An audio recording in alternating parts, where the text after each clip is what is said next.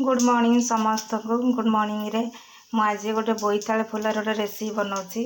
देख ताको बिलाती कंचा लंका आ पियाज आलू पकई चकड़ी देती। देख बोईतालु फुल भितर से पूरे देकी ताकू एबे बेसन रे आम ताको गोले दबा। बेसन रे गोले देकी ताकू नेकी तावा उपरे रखीदबा। ये खाइबा पाई बहुत भल पाटी को स्वाद। मुझे विश्वकर्मा पूजा थिबारु मुझे बनाऊँगी। देखंतु भितर आलू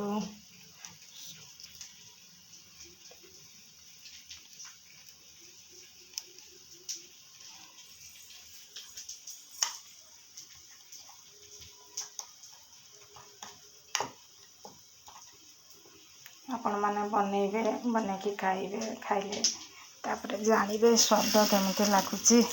ये भी गोटा